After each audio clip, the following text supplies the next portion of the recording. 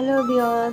তো দেখো, বাড়িতে গিয়েছি, বাড়িতে যেয়ে দেখি দেখো বৃষ্টিতে আমার লঙ্কা গাছ, বেগুন গাছ, যত সবজি গাছ লাগিয়েছি সব মাটিতে শুয়ে পড়েছে। আর এদিকে একটা ব্ল্যাকবেরি গাছ লাগিয়েছিলাম, সেটা মাথাটা ভারী হয়ে যাওয়ার কারণে বৃষ্টিতে মাটিতে শুয়ে পড়েছে।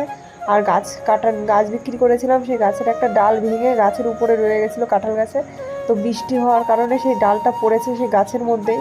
তো বাড়িতে যেয়ে দেখো সব গাছগুলো যেটুকু পেরেছি দাঁড় করিয়েছি লাঠি টাঠি দিয়ে। তো তারপর একটা নারকেলের বাগান ছিল, সেটা ছাড়িয়ে রেখে এসেছি ঝাঁটার জন্য। তো রেখে তারপরে দেখো ঘরের দিকে রাত হয়ে গেছিলো, সন্ধ্যা হয়ে গেছিলো।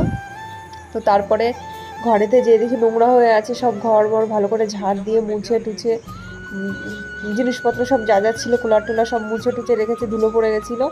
তারপরে বিছনাটা কাছিয়ে রেখেছিলাম, বাড়িতে থাকবো না বলে, তার সেটা বাড়িতে আসবো বলে।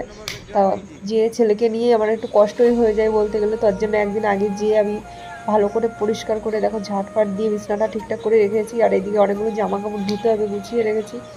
তো একা একা থাকি, দুটো বাচ্চা নিয়ে একটু সমস্যাই হয়ে যায় বলতে গেলে, একটু কষ্টই হয়। তো শরীর খারাপের জন্য ততদিন বাবার বাড়িতে থেকেই আসলাম প্রায় 1 মাসের মতন। কি করব, মানে এতটা অসহায় যেন আর অন্য কোনো মেয়ে না হোক, ভগবানের কাছে বলি। তো আমার এক প্রকার দুটো বাচ্চা নিয়ে আমার একটু কষ্টই হয়ে যায়, মাঝে মাঝে মনে হয় কোথাও চলে যায়, কিন্তু কি করব বলো, বাচ্চাদের মুখের দিকে তাকিয়ে তো কিছু করতেও পারি না, আর কিছু করারও নেই। তার জন্য সব কিছু মেনে নিয়েছি। আর এইদিকে দেখো সব বিছনাটা ভালো করে কাছিয়ে নিচ্ছি। আর ঘর বাড়িটা একটা জিনিস দেখবা, ঘর বাড়িটা যত পরিষ্কার গোছানো থাকবে তো মনটাও শান্তি লাগে। আর যদি একটু উল্টোপাল্টা থাকে, যতক্ষণ না করবো ততক্ষণ আর ভালো লাগে না, যে কখন কাজটা করব, কখন মনটা একটু হালকা হবে।